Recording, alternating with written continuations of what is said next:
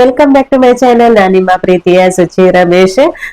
ಈ ವ್ಲಾಗ್ ಬಂದು ವರಮಹಾಲಕ್ಷ್ಮಿ ವ್ಲಾಗ್ ಆಗಿರುತ್ತೆ. ನಾವು ವರಮಹಾಲಕ್ಷ್ಮಿ ಪೂಜೆಯನ್ನು ಎಷ್ಟು ವಿಜೃಂಭಣೆಯಿಂದ ಮಾಡ್ತೀವಿ ಅನ್ನೋದಕ್ಕಿಂತ ಎಷ್ಟು ಶ್ರದ್ಧೆಯಿಂದ ಮಾಡ್ತೀವಿ, ಎಷ್ಟು ಭಕ್ತಿಯಿಂದ ಮಾಡ್ತೀವಿ ಅನ್ನೋದು ಮುಖ್ಯವಾಗಿರುತ್ತೆ. ಹಾಗೇನೆ ನಾನ್ ಕೂಡ ಸಿಂಪಲ್ ಆಗಿ ನನ್ಗೆ ಎಷ್ಟು ಗೊತ್ತು ಅಷ್ಟಕ್ಕೆ ತಕ್ಕಂತೆ ನಾನ್ ಕೂಡ ಸಿಂಪಲ್ ಆಗಿ ವರಮಹಾಲಕ್ಷ್ಮಿ ಪೂಜೆಯನ್ನ ಮಾಡ್ಕೊಂಡೆ.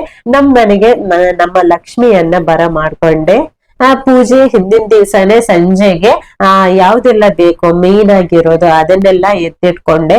ಅಂದ್ರೆ ಕಲಶ ಚೊಂಬಾಗಿರ್ಬೋದು, ಹಾಗೆ ಅಡಿಕೆ, ಎಲೆ, ದೀಪ, ಹಾಗೆ ಪಾತ್ರೆಗಳು ಎಲ್ಲದವುಗಳನ್ನು ಜೋಡಿಸ್ಕೊಂಡಿದ್ದೆ. ಇಲ್ಲಿ ಬೆಳಿಗ್ಗೆಗೆ ಈ ಹೂವನ್ನು ಕೂಡ ಕಟ್ತಾ ಇದ್ದೀನಿ. ಧ್ರುವಿ ಕೂಡ ಹೆಲ್ಪ್ ಮಾಡ್ತಾ ಇದ್ಲು. ಮಕ್ಳಿಗಂತೂ ತುಂಬಾ ಖುಷಿ ಅಲ್ವಾ, ಅಮ್ಮ ಅಪ್ಪ ಏನೋ ಮಾಡ್ತಿದ್ದಾರೆ, ಏನೋ ಒಂದು ಸ್ಪೆಷಲ್ ಆಗಿ ತಯಾರು ಮಾಡ್ತಿದ್ದಾರೆ, ಅದು ಏನು ಇದು ಏನು ಅನ್ನೋದು ಒಂದು ಕ್ಯೂರಿಯಾಸಿಟಿ ನಮ್ಗೆ ಹಿಂದಿನೇ ಬರ್ತಾ ಇರ್ತಾರೆ. ನಮ್ಗಂತೂ ಆ ಕೆಲಸದ ಮಧ್ಯೆ ಕಿರಿಕಿರಿ ಆಗೋದು, ಆದ್ರೂ ಕೂಡ ಅವರ ಕ್ಯೂರಿಯಾಸಿಟಿ ಇದ್ರು ನನ್ಗೆ ಕೂಡ ಏನೋ ಒಂದು ಖುಷಿ ಸಿಗುತ್ತೆ. ಕ್ವಶನ್ ಕೇಳ್ತಾನೆ ಇರ್ತಾರೆ, ಅದು ಯಾಕಮ್ಮ ಇದು ಯಾಕಮ್ಮ ಅಂತ. ಕೆಲವೊಮ್ಮೆ ನಾವು ಕೆಲಸದ ಮಧ್ಯನೂ ಅದಕ್ಕೆ ಆನ್ಸರ್ ಮಾಡ್ಬೇಕು, ಯಾಕಂದ್ರೆ ಅವ್ರಿಗೆ ಕೂಡ ಗೊತ್ತಾಗುತ್ತೆ ಅಲ್ವಾ ಹಬ್ಬ ಅಂದ್ರೆ ಏನು, ಹರಿದಿನಗಳು ಅಂದ್ರೆ ಏನು ಅಂತ.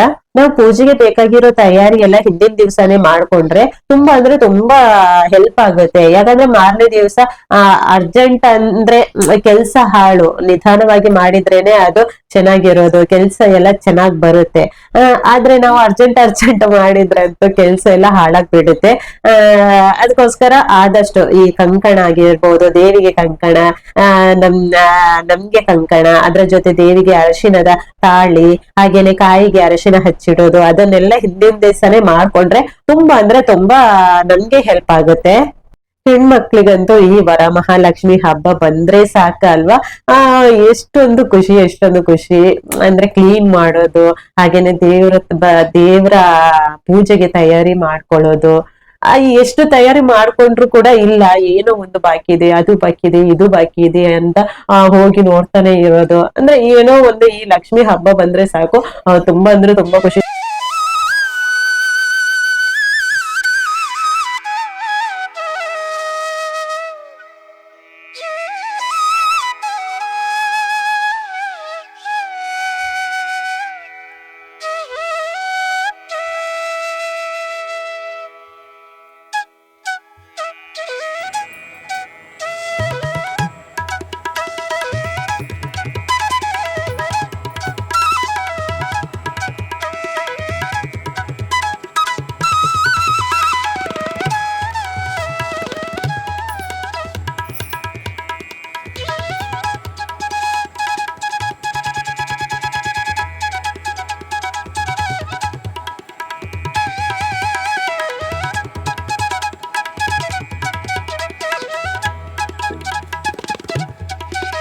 ವರಮಹಾಲಕ್ಷ್ಮಿ ಪೂಜೆಯ ತಾಳಿ, ಕಂಕಣ, ಹಾಗೇನೆ ಮುಖ, ಅಡಿಕೆ, ಎಲೆ, ಹಣ್ಣು, ಕಾಯಿ, ದೀಪ ಇವುಗಳನ್ನೆಲ್ಲ ತಯಾರಿ ಮಾಡ್ಕೊಂಡಿದೀನಿ. ನಂದು ಈ ಎಲ್ಲ ಕೆಲ್ಸ ಆದ್ರೆ ಒಂದು 50% ಕೆಲ್ಸ ಆದಂಗೆ ಮಾರನೇ ದಿವಸ ಎದ್ದು ಆರಾಮಾಗಿ ನಾವು ನೈವೇದ್ಯ ಮಾಡ್ಕೊಂಡ್ರೆ ಸಾಕಾಗ್ಬಿಡುತ್ತೆ. ಬೆಳಿಗ್ಗೆ ಎದ್ದು ಸ್ನಾನ ಮಾಡಿ ತಿಂಡಿಗೆ ಅಂತ ಮೊದ್ಲಿಗೆ ನಾನು ಸಜ್ಜಿಗೆಯನ್ನ ಮಾಡ್ಕೊಂಡೆ. ನಾನು ತಿಂಡಿ ರೆಡಿ ಮಾಡ್ಕೊಳ್ಳುವಾಗ ಆ ಕಡೆಯಿಂದ ಕುಕ್ಕರ್ ಅಲ್ಲಿ ವೈಟ್ ರೈಸ್ ಕೂಡ ಮಾಡ್ಕೊಂಡಿದ್ದೆ. ವೈಟ್ ರೈಸ್ ಮಾಡ್ಕೊಂಡ್ರೆ ನೈವೇದ್ಯ ಆದಂಗೆ. ಇಲ್ಲಿ ಮೊದ್ಲಿಗೆ ಬಾಳೆಹಣ್ಣು ರಸಾಯನ ಮಾಡ್ತಾ ಇದ್ದೀನಿ. ಅದಕ್ಕೋಸ್ಕರ 3 ಬಾಳೆಹಣ್ಣು, ಒಂದು 4 ಸ್ಪೂನು ಕಾಯಿ ತುರಿ, ಸ್ವಲ್ಪ ಸಕ್ಕರೆ ಹಾಕಿ ಮಿಕ್ಸ್ ಮಾಡಿದ್ರೆ ಬಾಳೆಹಣ್ಣು ರಸಾಯನ ರೆಡಿ ಆಗಿಬಿಡುತ್ತೆ. ನಾವು ಬಾಳೆಹಣ್ಣು ರಸಾಯನಕ್ಕೆ ಸಕ್ಕರೆ ಬದಲು ಜೇನುತುಪ್ಪ ಕೂಡ ಆಡ್ ಮಾಡ್ಕೋಬಹುದು. ನಂತರ ನಾನಿಲ್ಲಿ ಮೊಸರನ್ನ ಮಾಡ್ಕೋತಿದ್ದೀನಿ. ಇದಕ್ಕೋಸ್ಕರ ಒಂದು ಬೌಲ್ ಅನ್ನ, ಹಾಗೇನೆ ಒಂದು ಅರ್ಧ ಬೌಲ್ನಷ್ಟು ಮೊಸರು, ನಂತರ ಒಗ್ಗರಣೆಗೆ ಸ್ವಲ್ಪ ಎಣ್ಣೆ, ಕಡಲೆಬೇಳೆ, ಉದ್ದಿನ ಬೇಳೆ, ಒಂದು ಕೆಂಪು ಮೆಣಸು, ಹಾಗೇನೆ ಒಂದು ಹಸಿ ಮೆಣಸು, ಕರಿಬೇವು, ಹಾಗೇನೆ ಸಾಸಿವೆ ಹಾಕಿ, ನಂತರ ರುಚಿಗೆ ತಕ್ಕಷ್ಟು ಉಪ್ಪು, ಸ್ವಲ್ಪ ಕೊತ್ತಂಬರಿ ಸೊಪ್ಪು ಹಾಕಿ ಮಿಕ್ಸ್ ಮಾಡಿದ್ರೆ ಈ ಮೊಸರನ್ನ ಕೂಡ ರೆಡಿ ಆಯ್ತು. ನಂತರ ನಾನಿಲ್ಲಿ ಕಡಲೆಬೇಳೆ ನೈವೇದ್ಯ ಮಾಡ್ಕೊತಿದ್ದೀನಿ. ಇದನ್ನ ಹಯಗ್ರೀವ ಅಂತಾನು ಕರೀತಾರೆ. 1 ಲೋಟ ಕಡಲೆಬೇಳೆಯನ್ನು ನಾನು ಕುಕ್ಕರ್ ಅಲ್ಲಿ ಒಂದು 10 ರಿಂದ 15 ವಿಸಿಲ್ ಹಾಕಿ ಬೇಯಿಸ್ಕೊಂಡಿದ್ದೀನಿ. ನಂತರ ಅದನ್ನು ಒಂದು ಸ್ಮ್ಯಾಶರ್ ಇಂದ ಸ್ಮ್ಯಾಶ್ ಮಾಡ್ಬಿಟ್ಟು ಒಂದು ಬಾಳ್ನೆಗೆ ಹಾಕಿ, ನಾವು ಎಷ್ಟು ಕ್ವಾಂಟಿಟಿ ತಗೊಂಡಿರ್ತೀವಿ ಕಡಲೆಬೇಳೆ ಅದೇ ಕ್ವಾಂಟಿಟಿ, ಅಂದ್ರೆ 1 ಲೋಟ ಕಡಲೆಬೇಳೆಗೆ 1 ಲೋಟ ಬೆಲ್ಲವನ್ನು ಹಾಕ್ಬೇಕು. ಬೆಲ್ಲ ನೀರ್ ಕೂಡ ಮಾಡಿ ಹಾಕೋಬಹುದು. ನಾನೇನು ನೀರ್ ಮಾಡಿಲ್ಲ, ಅಂದ್ರೆ ನಾನು ಯೂಸ್ ಮಾಡ್ತಿರೋದು ಹುಡಿ ಬೆಲ್ಲ. ಅದಕ್ಕೋಸ್ಕರ ಈ ಬಾಣಲೆಗೆ ಕಡಲೆಬೇಳೆ ಹಾಕ್ಬಿಟ್ಟು ನಂತರ ಬೆಲ್ಲವನ್ನು ಹಾಕೊಂಡಿದೀನಿ. ಸ್ವಲ್ಪ ಉಪ್ಪು ಕೂಡ ಹಾಕೊಂಡಿದ್ದೀನಿ. ನಂತರ ಬೀಜವನ್ನು ತುಪ್ಪದಿಂದ ಫ್ರೈ ಮಾಡಿ ಹಾಕಿ ಸ್ವಲ್ಪ ನೀರಿದ್ರೆ ಅದು ದಪ್ಪ ಆಗೋ ತನಕ ಸಿಮ್ ಅಲ್ಲಿ ಇದನ್ನು ಬೇಯಿಸ್ಕೊಂಡ್ರೆ ಈ ಪ್ರಸಾದ ಕೂಡ ರೆಡಿ ಆಯ್ತು. ನಂತರ ಇಲ್ಲಿ ಲೆಮನ್ ರೈಸ್ ಮಾಡ್ಕೊತಿದ್ದೀನಿ. ಇದಕ್ಕೆ ಸ್ವಲ್ಪ ಎಣ್ಣೆ, ನೆಲಗಡಲೆ, ಕರಿಬೇವು ಹಾಕಿ, ಸ್ವಲ್ಪ ಸಾಸಿವೆ, ಒಂದು ಕಾಯಿ ಮೆಣಸು ಹಾಕಿ ನಂತರ ಒಂದು ಬೌಲ್ ಅಷ್ಟು ರೈಸ್ ಅನ್ನ ಹಾಕಿ, ರುಚಿಗೆ ತಕ್ಕಷ್ಟು ಉಪ್ಪು, ಸ್ವಲ್ಪ ತೆಂಗಿನಕಾಯಿ ತುರಿ, ನಂತರ ಈ ಲಿಂಬೆ ರಸವನ್ನ ಹಾಕಿ ಮಿಕ್ಸ್ ಮಾಡಿದ್ರೆ ಈ ಲೆಮನ್ ರೈಸ್ ಕೂಡ ರೆಡಿ ಆಯ್ತು.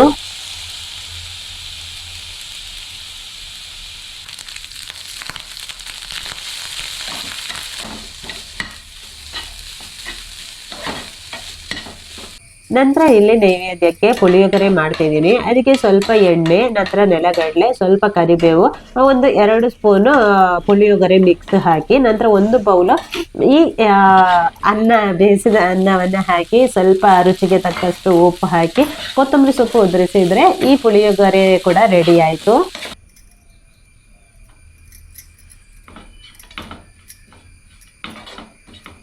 ನಂತರ ನಾನಿಲ್ಲಿ ಅಕ್ಕಿ ಹಿಟ್ಟಿನ ನೈವೇದ್ಯ ಮಾಡ್ಕೊತಿದ್ದೀನಿ. ಇದು ಹಿಂದಿನ ಬ್ಲಾಗ್ ಅಲ್ಲಿ ಕೂಡ ನೀವು ನೋಡಿರ್ಬೋದು, ಅಪ್ಲೋಡ್ ಮಾಡಿದ್ದೀನಿ ನಾನು. ಸೊ ಫಾಸ್ಟ್ ಆಗಿ ಸಿಂಪಲ್ ಆಗಿ ಹೇಳ್ತೀನಿ. 1 ಲೋಟ ಅಕ್ಕಿ ಹಿಟ್ಟನ್ನು ಚೆನ್ನಾಗಿ ಫ್ರೈ ಮಾಡ್ಕೋಬೇಕು, ಲೋ ಫ್ಲೇಮ್ ಅಲ್ಲಿ. ತುಂಬಾ ಅಂದ್ರೆ ತುಂಬಾ ಫ್ರೈ ಮಾಡ್ಕೋಬೇಕು, ಯಾಕಂದ್ರೆ ಅದು ಸ್ಮೆಲ್ ಬರ್ಬೇಕು ಫ್ರೈ ಆಗಿರೋದು. ನಂತರ 1 ಲೋಟಕ್ಕೆ 2 ಲೋಟದಷ್ಟು ಬೆಲ್ಲ, ನಂತರ 1 ಲೋಟಕ್ಕೆ 3 ಲೋಟ ನೀರು.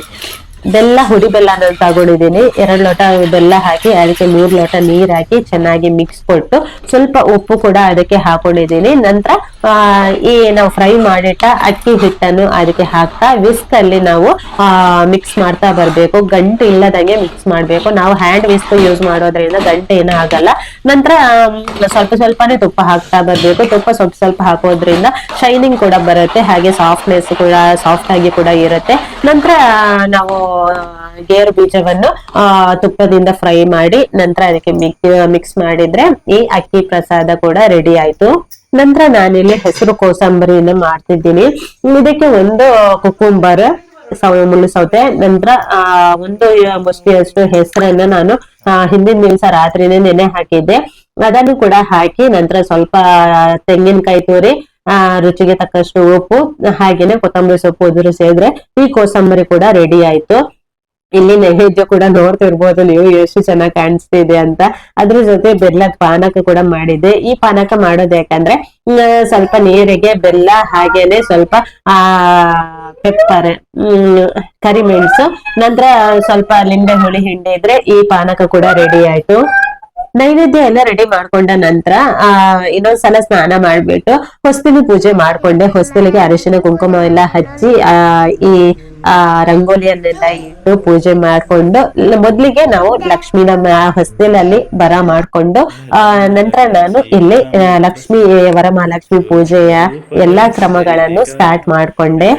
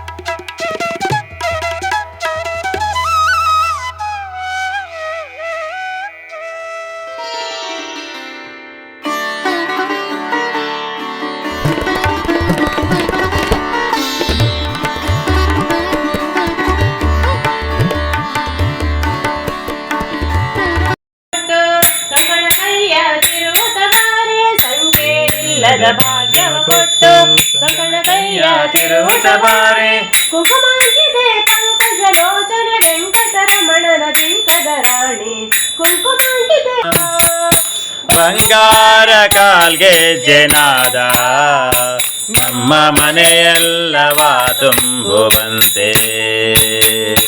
ಬಂಗಾರ ಕಾಲ್ಗೆಜ್ಜೆನಾದ ನಮ್ಮ ಮನೆ.